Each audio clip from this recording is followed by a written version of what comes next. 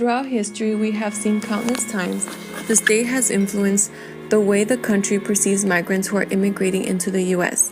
It is important to understand the various struggles and narratives of undocumented immigrants.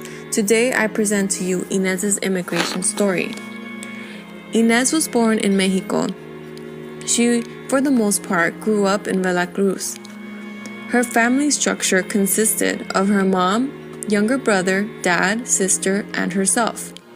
One day, her father decided to immigrate to the U.S. Her parents separated for a while until her mother decided it would be best to reunite with their father in the U.S.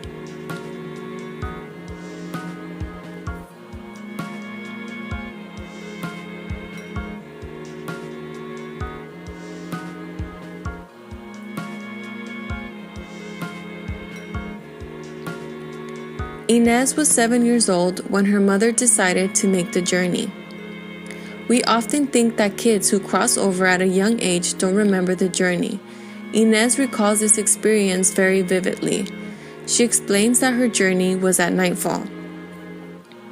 There was a man, also known as coyotes, who was leading them through the night. Inez recalls the moment they were told to run across the fence and a heavier set woman could not make it through. There was nothing anyone could do but run and hope they were not stopped or found by immigration. Through her journey to the U.S., Inez remembers that a helicopter would patrol the borders through the skies.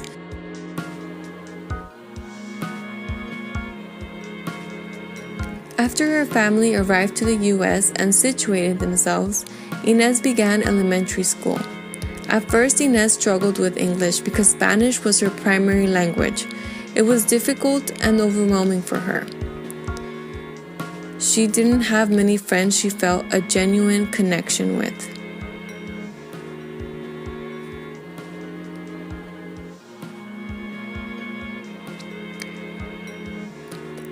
Throughout middle and high school, Inez faced several challenges.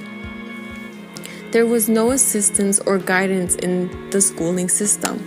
There was a language barrier between her parents and teachers, which meant they would be limited in the information they understood and received.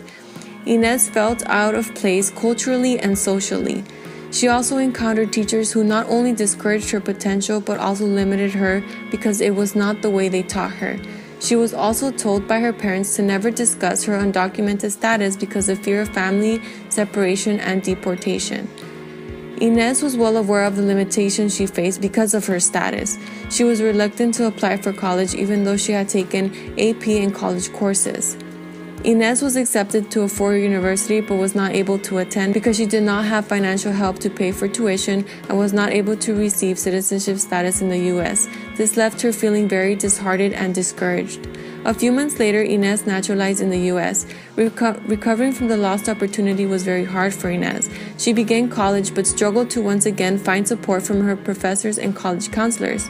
She took a Chicano Latino Studies literature class and felt empowered. She saw stories that informed her own. Inez felt support from her professor, and this was her turning point.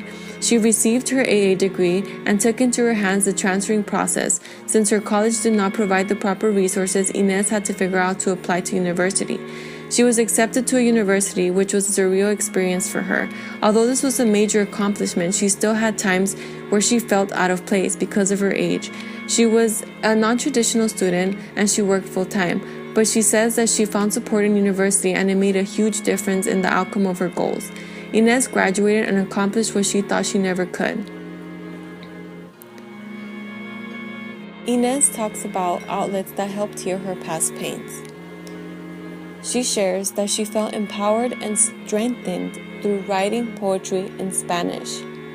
She became a part of a women's writing group, and reading also encouraged her healing.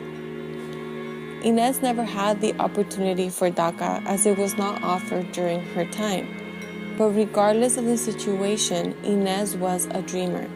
I asked her what is one thing she would say to someone who is anti-immigrant. She asked if instead she could leave a message to those who are struggling to legalize their status. I said, of course. She said that she would like for them to know that every story has its dignity. She also wants them to know that their lives matter and are very valid. Inez also wants them to know that a paper does not define who they are as human beings, and that she hopes that every woman, man, child, queer, every person find the freedom to live their lives. I'd like to thank Inez for sharing her story. I hope that Inez's narrative projects how people's lives' chances and opportunities are greatly affected by the U.S. immigration system. Thank you for watching.